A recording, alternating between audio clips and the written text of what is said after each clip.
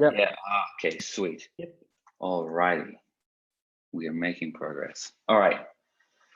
Welcome everyone to our 7th town hall. I'm just getting the slides up and running. It's been an exciting 2 weeks. We made a ton of progress, and we'll be going through that today. We've got updates from every swarm as usual, and we're also going to be getting some additional updates from other teams, as well as a launch that we had from last week. So we'll just kick it straight in. I'm assuming the slides are not coming through okay? Yes. Okay, sweet. So anyone who's interested in following along, there's the bit.ly link to go through the slides, but we'll kick things off with Carl to give some quick thoughts as one of the co-founders on kind of the state of the market and the internet as a whole. So Carl, you on? Sure. Can you hear me? Yep. Great. Yeah, so I think it's, as you said, like it's been a pretty exciting past couple of weeks. And I mean that like both in terms of product development and getting closer to this mainnet release, but also in the media where these ideas of privacy and data ownership are being disseminated to this much broader group of people outside of just the crypto community, which is really exciting. And it had me thinking about like social networks in general. And I figured I'd talk about this just for a few minutes, specifically for new members of the community who aren't really familiar with what Status is or what we're building. And so for those of you who didn't see it, there was media coverage in light of this Cambridge Analytica scandal, which I think will be the first of many. And basically this firm was using data from Facebook to create campaigns that influence voter opinion. And they were doing this on behalf of politicians who had hired this firm. And what followed was this congressional hearing with Mark Zuckerberg, where he was questioned about Facebook's business practices, and it's fascinating to watch. And what I think we can learn from Facebook is that if you don't put privacy first and it's only this afterthought, you run the risk of creating business models that have really perverse economic incentives. So that is to say, when you have ads as a business model, you're creating a system where the more data that you can harvest on your users, the more profitable the organization becomes. And like on the surface, like, okay, well, this sounds kind of trivial or subtle, but it's paved the way to pretty undesirable events. So now we have like mass psychological profiling. We have the possibility of a small group of bad actors to potentially sway the outcome of political elections. And we have surveillance at a level that's like unseen before. And so Status is the antithesis of this. Like I believe with Ethereum, we can have better models to create sustainable networks that have presented themselves. And S&T is this experiment in exactly that. And so my hope is that we can learn from the shortcomings of these Web2 companies and create this users as a stakeholders network that puts privacy first. And in order to do this, we need to provide really secure defaults that respect the human right to privacy and individual liberty. And we need to do this in a way that's completely open source and decentralized. And so one of the foundational principles here is that everyone has fair access to become a stakeholder in the network. And I think consequently, we can break down this level of separation between the different groups involved. So rather than having someone who owns the platform, a group of advertisers and users who all want different things, we can instead have this single community who's shaping the direction of the software together. And it's like, okay, well, this is new territory. It's going to happen in iterations, but I think we need to be really mindful of whether our decisions now will potentially have implications on privacy later.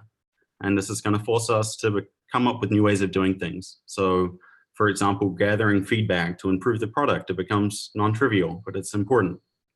And so the ideal we're working towards is this network where everyone has complete self-sovereignty, the freedom to have private conversations and free trade, and anything that's moving the needle in the other direction, it should be challenged. So I think it's important that we feel comfortable as an organization to have these discussions openly and challenge decisions, regardless of your role in the organization. The hierarchy is completely irrelevant. And so just to finish, like privacy is this abstract concept, and it's also worth considering the first core audience we're targeting before we scale will be privacy conscious individuals. So if we're to succeed, we need to ensure the highest standard. And then more broadly and more importantly, Like you really don't have to look far in history or present day to see examples where governments or certain institutions are trying to suppress certain ideas from being developed or certain truths uncovered. And it's people who are living under oppressive governments, and often it's journalists or academics who are seen as the threat. They are precisely the types of people that Status and Ethereum stands to empower. And so while we're building this application for everyone, I'd like to encourage us to try and always keep this group front of mind. And yeah, that's it for me. So please keep up the amazing work, everyone. Awesome. Thanks a lot, Carl. There's some really good ideas and important principles behind kind of why Status in the first place. So we'll move on to as we are regularly doing, which is looking at the top Open Bounty contributors. So recently we've got these two, Endunwer and Quingram, who were our top contributors, and there's a really long tail of people who have also contributed, and we'll go into more detail about Open Bounty later on. We have two new core contributors who have joined. We have Harry, who joined today as on the recruiting side, and Jakub, who's joined on the DevOps side. And we have 17 roles currently open. We're also working on a referral program for people who are not core contributors to try and engage the entire community to get involved as well. So that should be coming, that's in the works, hopefully in the next month or so. So look out for that. And yeah, we have 17 roles open, so check them out. And welcome both Harry and Jakub. People update. So this is a new section talking about everything that our kind of slowly growing people operations team is doing to help people and help us be more productive. So Steph, do you want to give the quick update? Yep, I'm here, and thank you for giving me this space. I really love the fact that we can have a 1 minute to get in touch with everybody. So the things that we've been working on more recently, we first ran an onboarding survey to understand how new staff were getting used to Status and where we could improve. Lots of things were broken that we're trying to fix. We started a buddying program. So everyone who started from February on is a buddy right now, and we're going to keep on helping the buddies like doing the job. We created Slack channels where people can ask questions, and we try to react as quick as we can. And China, who joined the talent team like a couple of weeks ago, maximum 1 month, is starting to create a really pretty website that is going to contain all the information that anyone starting a Status will need to have and links to everything else.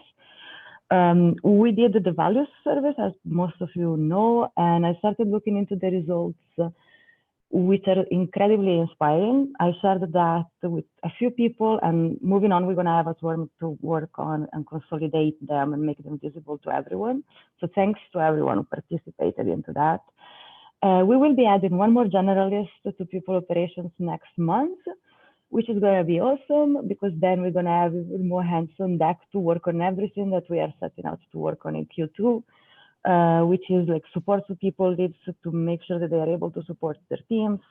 We need to focus more on creating and like identifying and consolidating policies and perks and benefits and everything that has to do with our work conditions. And everything that is in the OKRs, really, which now are also included in the general company OKRs, like everywhere else. In terms of hiring, as you already said, we have 17 open roles, so help sharing them and try to bring them on. And we also updated the company description and all the job description coming out, which is something that, again, China and I think Nabil worked on. I think that was it for me. Awesome. Thanks, Steph. Thank you. Lastly, we have Andy, who has given us an update. We won't go through this in detail, but every week we're trying to pick 3 things that, if you're not truly familiar with the market and what's happening in the space, these are the top 3 highlights that are must reads for the past 2 weeks. So check them out. These will be sent around, and if you want to follow along more closely, there's the Study Fundamental Slack channel where you can jump in and basically read and watch and spend hours and hours kind of diving into this stuff. So these are the top 3 highlights for the past week, for the past 2 weeks. I think we have marketing now. Johnny? Thanks, Nabil. Yes, I'll just get right into it. So we launched Status Incubate last Friday, which was great. We got a really good reception. Ben's going to be hosting a session this week, Friday, I believe. So we'll just like walk through the details of the program. So anyone who wants to join can join that. He'll be walking through a workbook where we have all of the details laid out. And we're prepping materials for the next status projects launch now. So stay tuned for more information on that. It's really exciting.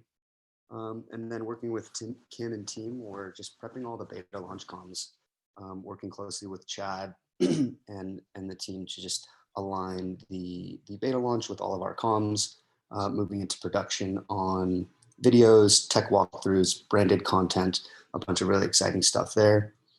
Working with Hutch on a new community competition, taking some learnings from last time and kind of apply those. So stay tuned for more information on that as well. We're still kind of finalizing the details. Kim's working on new onboarding flows for beta. So we'll have 2 separate flows for people who are alpha testers and then anyone net new for beta, just so we're refreshing comms and updating all of the communications to go out. We are prepping materials around paid pilot.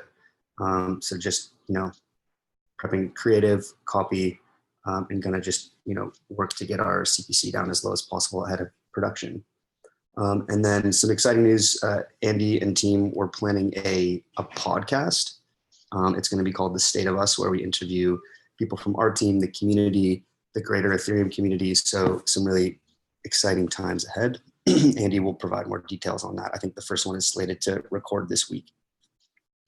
Tons of events coming up. Obviously, we'll be at EdCon starting May 3rd. We'll be at the Swarm Orange Summit May 7th. So I'll follow up with the guys who will be attending that. Ethereal will be with the art project team and the TrueBit team here in New York on May 11th. We'll be at the hackathon in Buenos Aires, May 25th. So that's really exciting. A few people will be down there. I think Eduardo, Andy, you guys will be.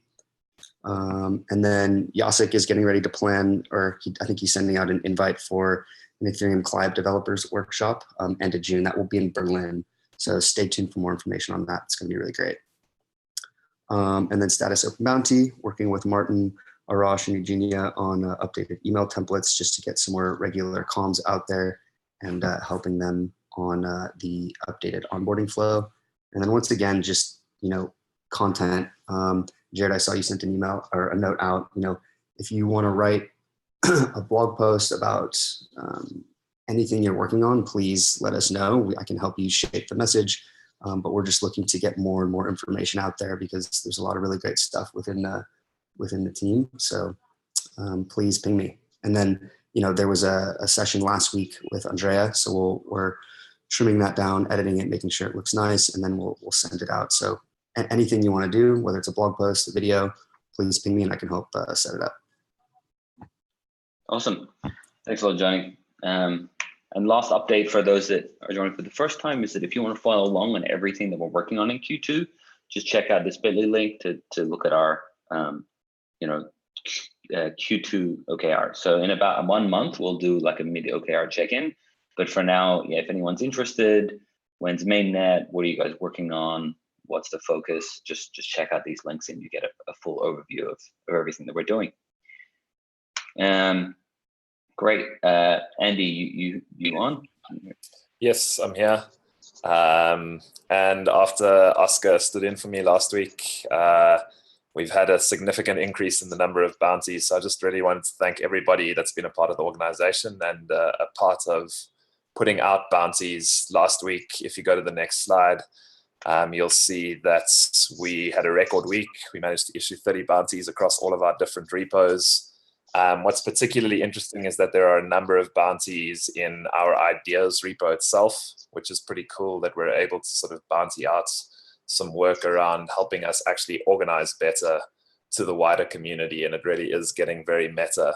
And a special sort of mention goes to Nastia for issuing 6 bounties herself, and Oscar was sort of in second place with 4 there. And as you can see, we sort of allocated more than $5,000 last week alone to the open source ecosystem. So the focus now for us will be making sure that we onboard a number of other organizations and make sure that those 2 blue bars, which show status spends in dark blue and overall spend on the platform in light blue, begin to diverge a little bit more than where they are currently. But thank you so much for everybody that's been involved, and please carry on issuing bounties, because this is how we build the community horizontally. It's how we experiment with new and different ways of organizing and incentivizing open source development. And it's been going really, really well. So thank you so much. Awesome. Thanks, Andy. And we'll get some more Open Bounty updates later as well. All right, so we have a first launch of what we call status projects, which is very much focused on trying to build out the ecosystem around the status application. So this is around dApp development, anything that really helps people, makes it easier for people to create fantastic applications or tools, utilities inside of status. So I'll let Ben kick off the first one. Great, thank you, Nabil. Hello, world. First and foremost, we are live. So Status Incubate launched officially on the 20th of April, and the story was actually picked up by Forbes, and it was followed by multiple news outlets after that. As of this morning, that number's gone up. So I made that slide yesterday, but this morning it's gone up to 24 applicants in 3.5 days, which I think is fantastic, and we're really excited about reviewing them and really getting the relevant ones into our program. I put a question there, why Status Incubate? I think Nabil touched on it now. It is part of the projects program that Status is doing, but it's really a play for our commitment to excel the growth of the Web3 ecosystem and dApps in particular.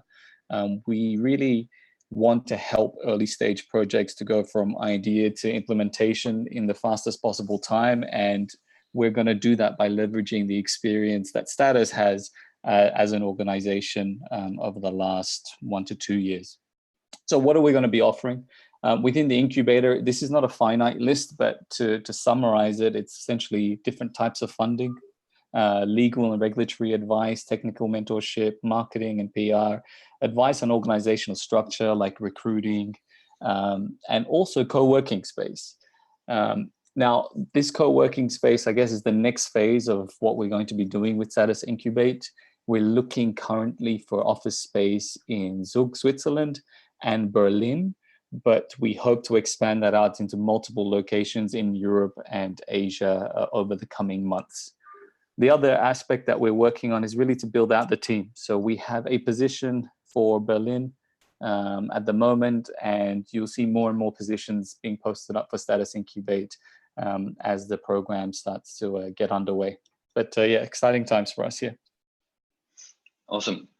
Thanks a lot, Ben. And if you have any questions, just there's an Incubate channel, or just ping Ben, whichever is easier. Great. All right, getting into the development side of things, we have all our Swarm updates, which we've been doing for the past couple of weeks. And we've now split up into specific sections. So we have a Swarm update on how we run swarms. So this is the meta swarm section. Oscar, you want to give a quick update on? Sure.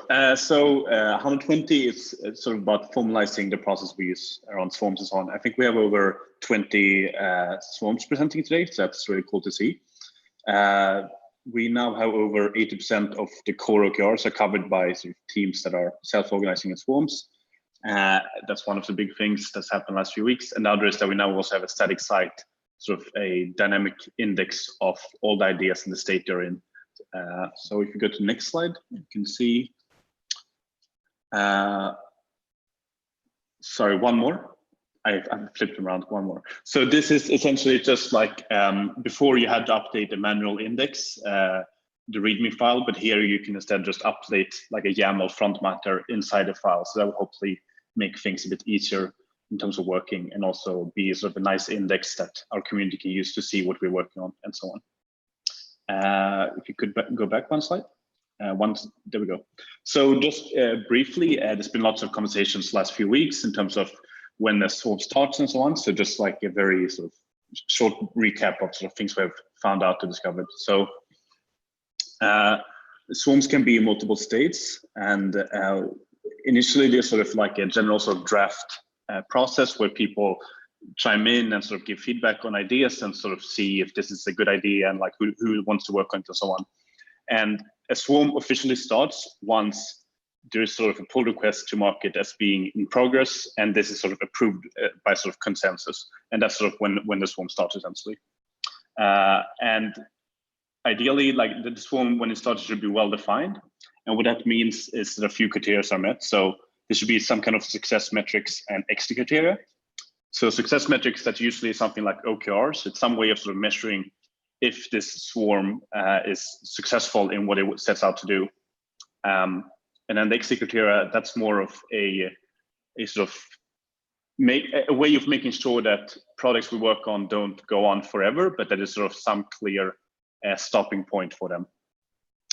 So this could be the same as success metrics, but it could also be that we're going to try implementing this one thing, and then we'll measure how it goes. And if it doesn't go well, then maybe we'll try a different approach in different swarm. And then the second thing is that there should be sort of clear roles. So there should be at least 3 contributors. So this sort of, it's not like just a one-person effort, but a few people who are trying to achieve some larger goal, however that's sort of defined. And also for user-facing swarms, there should also be some kind of product manager or UX researcher who can sort of look at things more from the sort of user point of view. But this also depends on the swarm. So there might be a swarm with just like content writers, or there might be a swarm with DevOps or community, whatever. It sort of depends on the nature of the problem. And then there should also be some basic plan for future. So the next coming weeks or something like that. Like what's the swarm trying to achieve? And then when a swarm ends, it ends either if it reaches its exit criteria, as sort of defined by the swarm lead or sort of consensus by the swarm, or if it gets aborted, if there's due to neglect, so no one has been working on for a while, or there's some change of priority or something like that. And then the swarm lead, that's the person who's responsible for sort of end-to-end execution and communication of the idea. So making sure that it actually happens, and then also communicating about it at town hall and all these types of things. And you can see more on this in the swarm manual, which is linked in the GitHub page. And if you need any help or anything, we are a bunch of people in #swarms in Slack. So just come in there and ask questions, and happy to help. Also, next slide. Cool. Yeah.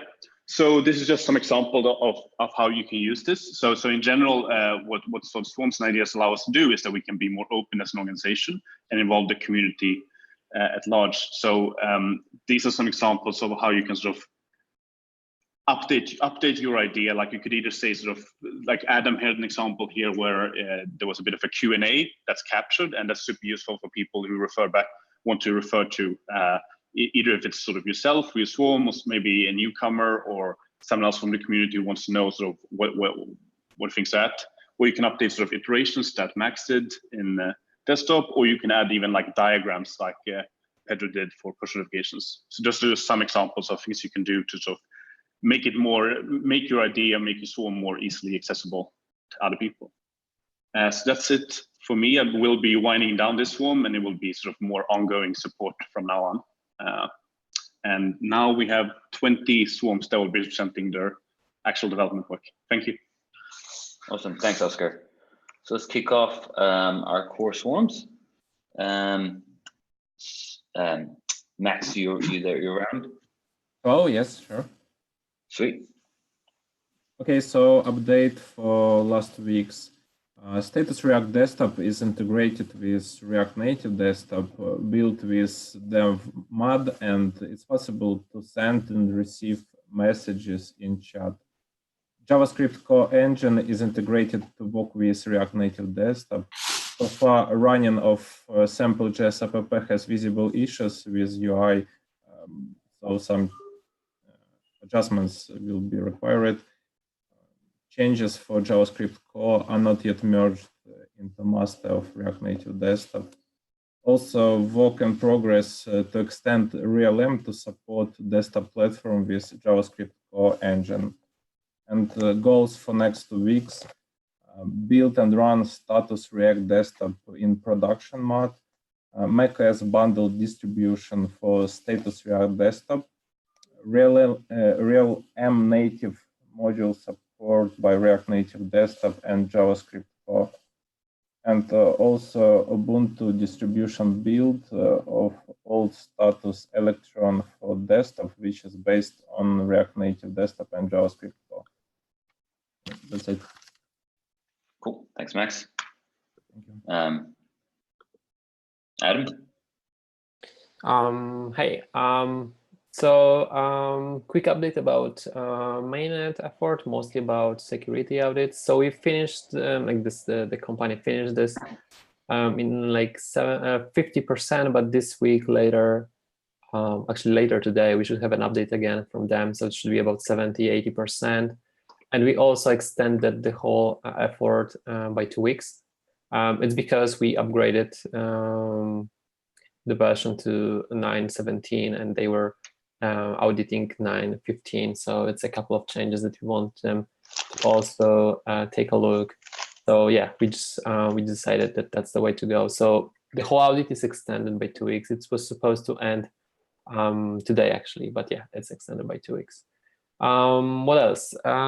We tested mainnet by the test team. So Anna did great work and tested it messaging and also sending transaction, the apps and so on and so forth.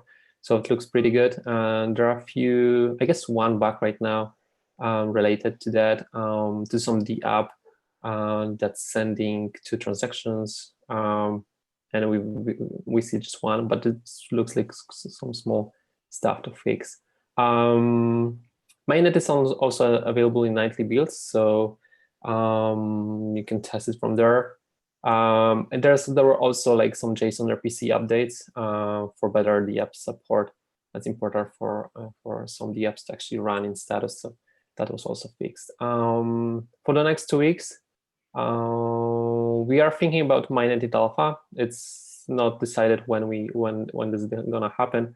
It's gonna be just for testing purposes, not for normal use. But yeah, it's not decided yet when it's gonna happen. But we are start talking about this.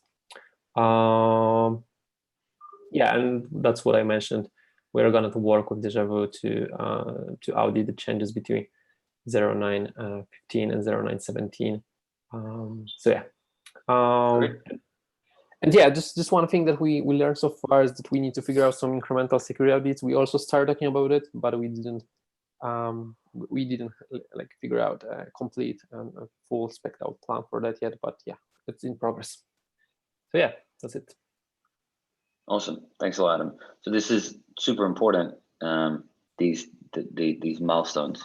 So I guess the current plan is actually, I think Chad's going to talk about it. Yeah, Chad, do you want to talk about?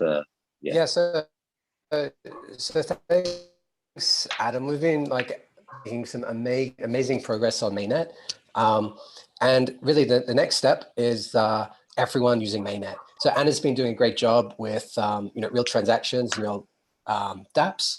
So to help everyone get into the spirit, we'd like to give you some free F and S&T. This is for internal contributors. All you have to do to get some is send me a message in status, and I'll send some right over to you.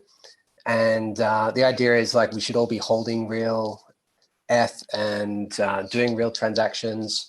And it's going to help us get closer to beta a lot quicker. So yeah, just ping me. Sweet. Thanks, Chad. 63, Adam. Yep, so this is a swarm about geth-packages refactoring, and we just finished this. So huge effort from Adria. He was main contributor and did like the 90% of work. And the whole Go team reviewed all the PRs very quickly, so that was pretty good stuff.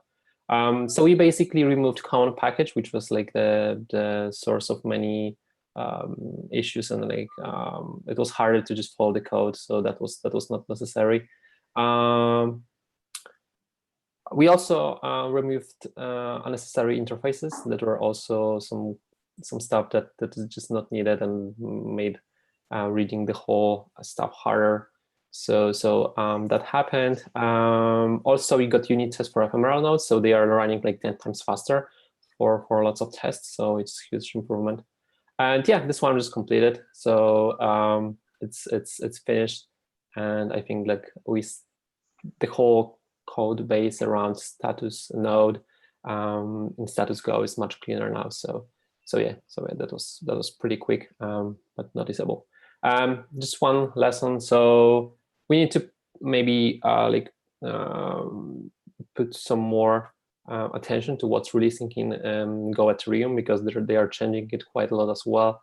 And if we do not follow it closely, we can miss some nice features that they are building in, or nice tools to test stuff. So yeah, that's what we need to do. But yeah, that's all. Awesome, thanks, Adam. Core metrics. Okay, quick update for core metrics. Not a lot of production work has happened in the last 2 weeks, but we've had some really interesting discussions along the lines of Carl's points at the beginning about privacy and privacy by default, and doing the right thing by users and by the community. So we've got an issue to improve our opt-in messaging. And we're also working to open up the data from core metrics and share that. So that's something we're working on. And we also do have one final issue for a survey that we're launching with an Instabug feature, but that's blocked on the Instabug end. And we're really trying to wrap up this swarm, and it's only a couple of issues to go, but we'll be finishing it soon. Okay, thanks, Chad. Igor. Yeah, hi. It was a very busy 2 weeks for the energy efficiency swarm, so we finalized more or less all the guidelines. I added guidelines how to test it on iOS. We also migrated all the bots that they can use the new protocol that is used, so they again can be used for testing the application.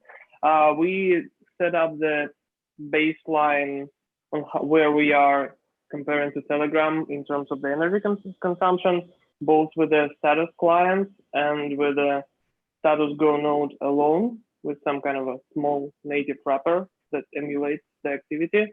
And it turns out that the Go node behaves pretty well. So it's twice, it's actually twice less energy than Telegram itself, but it's just a simple wrapper. So and then status itself, it actually is 3 times less.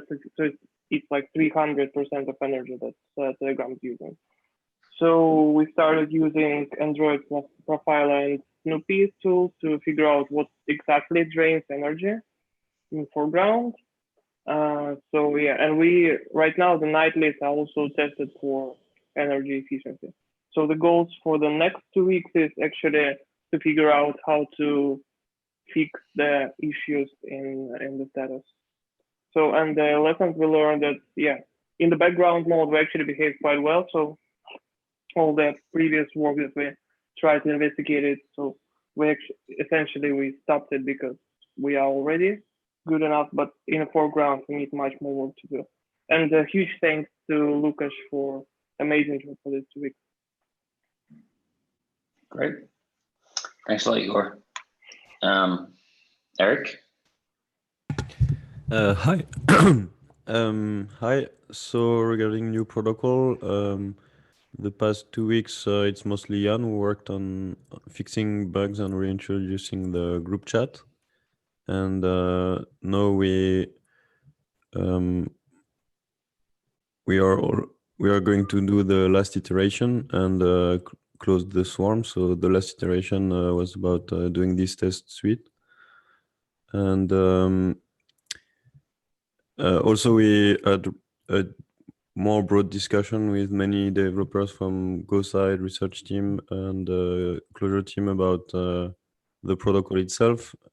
And I think the lesson is that this swarm we made a lot of refactoring in the code, and and a lot of documentation, and it really helps collaboration and figure out how we can even improve further in the future.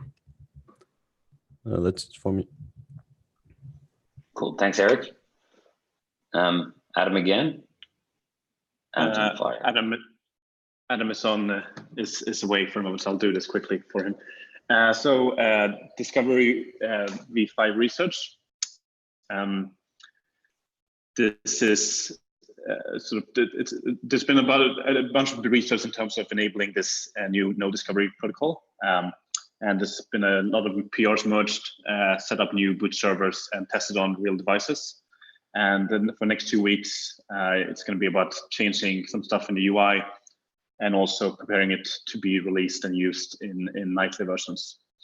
Lessons learned so far is that Whisper doesn't actually care about network ID, and that we can have one Whisper cluster for all networks.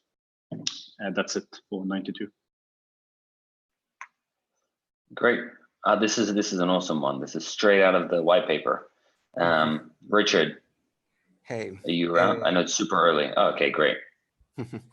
Okay, so idea 96. This one is about an SNT-based spam filter. The progress for the last 2 weeks have been pretty good. We moved the idea from draft to in progress after having defined the product description, metrics, and exit criteria. We also initiated the UX discussion, as well as the work on the smart contract is mostly complete. The goals for the next 2 weeks is having the initial design phase completed. The emphasis will be on wireframing and schematic flows. On the smart contract end, we will work on adding an upgradability mechanism to support including new functionalities to this idea in the future. And also, we're considering enabling this as a test feature inside the advanced profile settings on the status app, and observing how many users activate it and show curiosity. But that's not yet decided. And that's it. Awesome.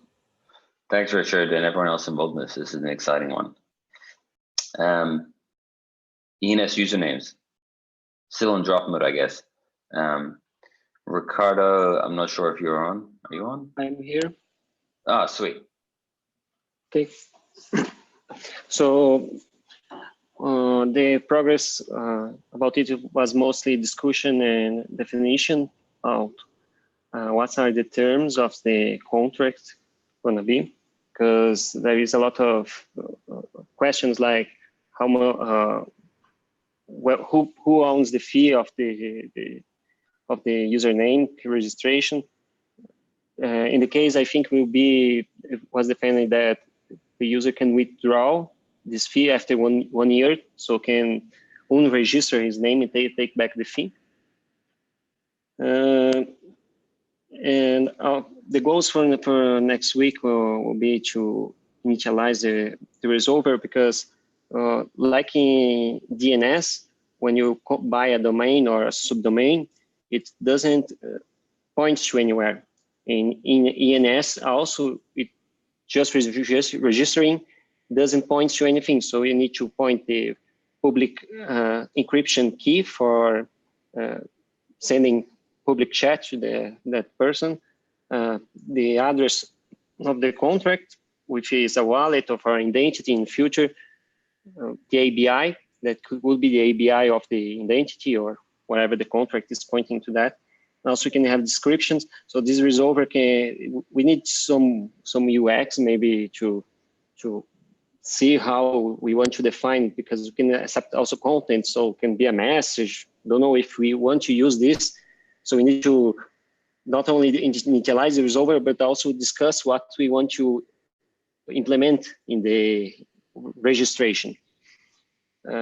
Of course, power users would be able to do what they want, because they can call directly contracts, they own the resolver. Also, we don't have test and deploy scripts for the contracts yet. So this should be done the next weeks. And this should also bring some basic UI to directly interact in the contracts and a better understanding of how to call them in a JavaScript context. This flow out the UX flows. We actually have some UX, some wireframes, but that's still not enough. We need to have more detailed how the process. And like if you want to have this in the profile, because user can set the profile, click in the profile, there is set the public key.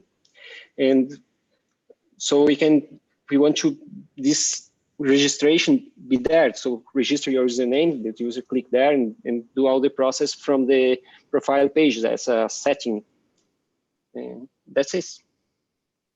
Awesome. Thanks, Ricardo. All right, push notifications V2. Okay, so this is a swarm we're starting today with our first swarm meeting. The goal of this is to improve the current state of push notifications so that people are able to get more context, for example, in the notifications regarding the message and the actual sender, but still do this in a secure way so that we don't give up any of the anonymity in the process. We're going to also start the development of the notification server, which is part of the infrastructure for this, which will be something that can be deployed by anyone. Anyone can run their own notification server and participate in the decentralization of the infrastructure. Yeah, so the exit criteria, just to make sure people understand the goal will be to address all the priority 0 and priority 1 goals in the swarm documentation. There's a lot more that still needs to, or that would be nice to do in terms of push notifications, but for this particular swarm, we're just addressing the 0 and 1 goals. Yeah, that's it. Great. Thanks, Pedro. Confident. Roman? Hi, do you hear me? Yep. Okay, so we started this swarm right after previous town hall. We did few things. We are working on timestamps because we didn't show them previously for users. I mean, timestamps for messages. We also were working on making sure that send status really means that message was sent from the device. There was written some code on Go side for this, and we still need to implement changes in closure part of application in order to use it. So also we had some discussions related to the way how we show user delivery status and actions which user can make later regarding when he see if message was sent or wasn't, if a user wants to send message again, and etc. And the last one I'm working on send receive ratio now. We need this in order to make sure that we achieve our exit criteria. So that's it, actually.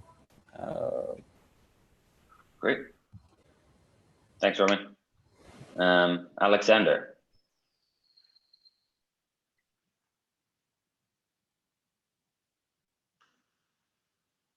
Or if Alex is not around, maybe someone else on. Yeah, I can jump on. So seamless login. The last 2 weeks, we've been working on the idea and getting feedback. And we had our kickoff planning meeting. For the next 2 weeks, Alexander's going to start on the iteration research. We're also looking at how the user experience will be affected. The output of the first iteration is just research currently. And we're just being really mindful to make sure there are no security negative implications. And then based on that research, we'll define the next iteration and hopefully implement some like Touch ID or biometric login updates. Thank you. Awesome. Wallet improvements. Goran? Hi everyone. We basically just kicked off this swarm last week, so this isn't going to be a very long update. The goal of this swarm is to improve wallet experience in general, to enable an equal UX for both Ether and various types of tokens in both wallet and chat initiated transactions. we've decided to actually start the swarm by getting the house in order initially. So we are triaging and prioritizing the existing issues reported so far, and that applies to both bug reports caught by ourselves and by users and reported in GitHub, but also to UXR feedback we've gained from the sessions organized by Hester and Dennis. So we are still triaging this and we are still figuring things out, but two things that did start to emerge as probably the most important ones at the moment are the lack of transaction history for tokens, primarily RC20 ones, and the fact that users don't really get the whole signing phrase verification step. So this is most likely to be the focus of our steps in the coming weeks, but we are also continuing to go through other bug reports and issues. The lessons we learned so far is that users aren't really transacting in the app, and that's what we are primarily looking to fix. So nobody is sending or receiving, obviously, transactions through status. We want to fix that. And the other lesson we've learned is that getting the transaction data directly is quite tricky, which is why everyone else is just pulling the data from Etherscan. So that's tricky on one end, but then again, when we actually crack this and do this in a decentralized way, it's going to be awesome. That's the same thing from the other end. So that's it from me, basically. Great. That's Thanks, it Goran. from this one. Yeah. Okay, Andre. Still the dApps. Hi. Yeah. So the goal of this swarm is to make sure that Web3 JavaScript API works properly in status, and all requests from the app perform it as expected. So our plan is to fix all known issues with Web3 and cover API by test.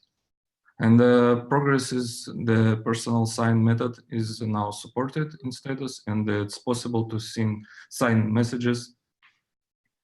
And next steps is investigate the apps which have Web3 related issues, and also fix known issues related to contracts.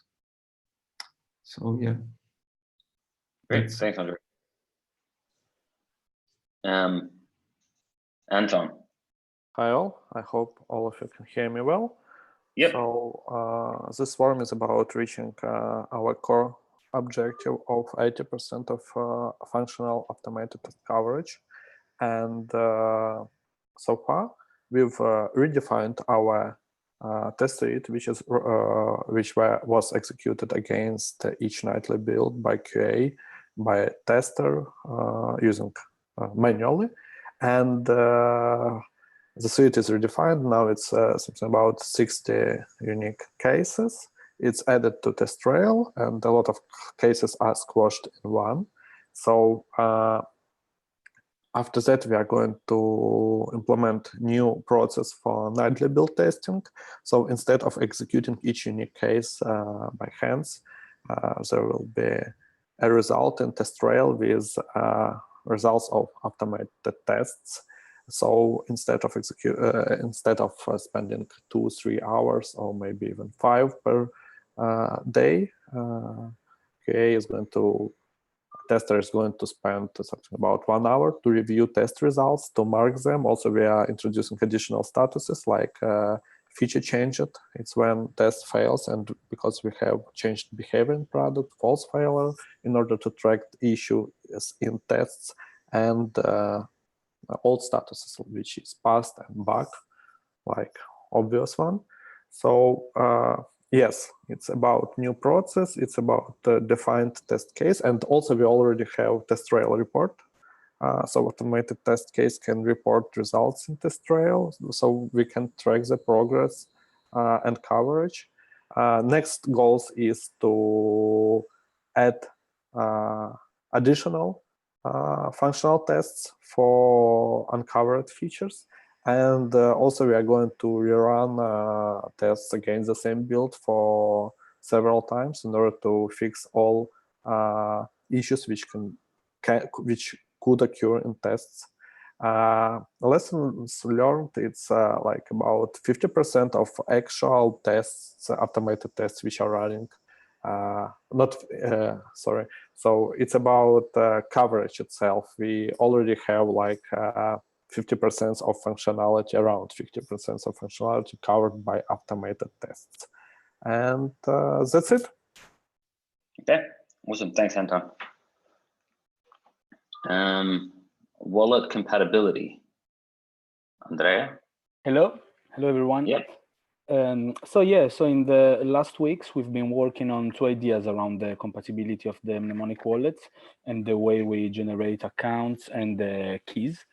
And with idea 94, well, this one is more about being able to export your status account in other external wallet softwares.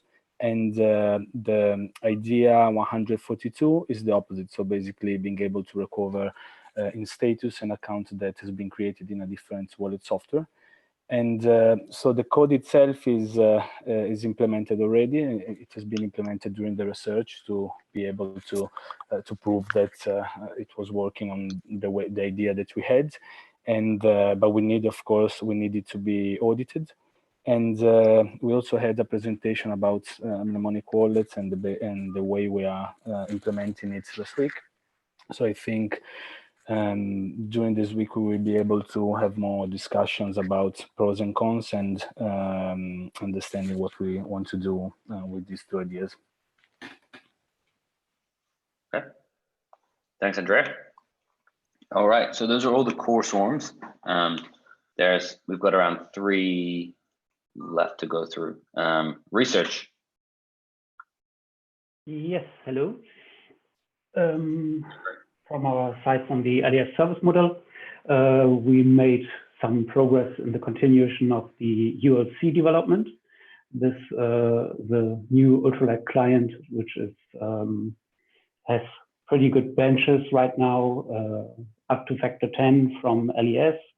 The consensus moving to trusted nodes, so that's pretty good. And the development is in the state that we are now reviewing it, or Jolt, who is one of the core designers behind it, is reviewing it, and we are doing the final polishing. And for the micropayment solution itself, or for the service model itself, we are currently comparing different micropayment solutions, existing micropayment solutions like Raiden, MicroRaiden, Swap, or Plasma Cash, and see how a common API to those would look like, because the idea of the service model is to build kind of common API with drivers using these existing micropayment solutions, so that clients could support different ones and server could support different ones, and the bootstrap or the beginning protocol would exchange which models are supported, which one they would choose, or which solution they want to take. And then the next step would be an auctioning process for the services the service provider, in this case the LES service provider, has. Ideas are, for example, that the service provider says it has 1,000 units of bandwidth. It's a very abstract size. And here the already started observer chain, which is done, and the chain filters, which are not yet started, will come to an entry to say they are monitoring and handling the auction process. Okay, thanks, Rick. Yep. All right. we'll move on to Open Bounty. We've got a couple to go through, and then we'll have Q&A at the end. Yep. Hey, can you hear me? Hey, Martin. Yep. Cool. All right, so 101 swarm compensation is about working out a process in which we can incentivize community members as well as core contributors to contribute to the overall development of Status. And the idea was to run experiments on what kind of compensation models we need in order to incentivize a broad range of behaviors. So that's the general idea. Progress last 2 weeks has been slow, unfortunately. We managed to define the 2 compensation models I described. I think they're very, very promising, but we haven't yet reached a stage where people are actively participating in that. So goal for the next 2 weeks is pushing that forward, making everyone aware they can sort of participate in this experimental process. Yeah. Lesson learned, committing to too many things can be detrimental to productivity. I had a bunch of stuff to do over the last weeks. Sorry if it's loud. And spend a bit too much time in Slack, I think. And so I think I need to focus a bit better, and that should be beneficial to the progress of this swarm. That's it for this one. All right, metrics. Hey guys, just a quick one on metrics. So this is one of the things that came out of our OKRs for Open Bounty, that we wanted to define a better way to capture our metrics so we can gauge our progress and see how quickly we're developing and how much we're actually contributing to the growth of the ecosystem. So I guess this swarm started 2 weeks ago, and it's around providing the capability to be able to define those metrics that we want to capture, and coming up with automated ways to capturing it. So we've set up Metabase and created queries to start capturing those. And I guess the next step is to validate the results and come up with a little bit, I guess, better UIs in terms of visualizing those numbers over time, and as well as making the data obviously available to everyone, to the community, so they can I guess see the progress as we go along. And if you just jump up to the next slide, I thought it'd be good to share where we are at the moment. So this is our some of our metrics that we've captured to date. So we've pumped out just over $38,000 into the ecosystem in bounties, just under 1,400 registered users on Open Bounty, and 11 active bounty hunters over the last 30 days. And what we're looking at is by the end of Q2 to essentially double each of those numbers. So over 70,000 paid out, over 2,000 registered users, and over 20 active bounty hunters. So that's what we're going to be working towards. So hopefully in 2 weeks' time, I can show you some more numbers that are moving towards that target. Cool. Awesome. Thanks. And testing. Hey, are you hear me? Yeah. Yep. Ah, great. Okay, I have small idea about improving testing process in Status Open Bounty team, and the progress in last 2 weeks. I made one sob sharing knowledge session just to spread knowledge through testing team, and in automation terms, I made PR about new claim check in activity feed and in bounties feed. And also made a bounty with a full description how to fund a bounty, and okay, made a bounty for funding bounties. So you can just check it out in Open Bounty repo, and it's open like bounty with large size. And next goals, it's to automate merging PR, and I start to work on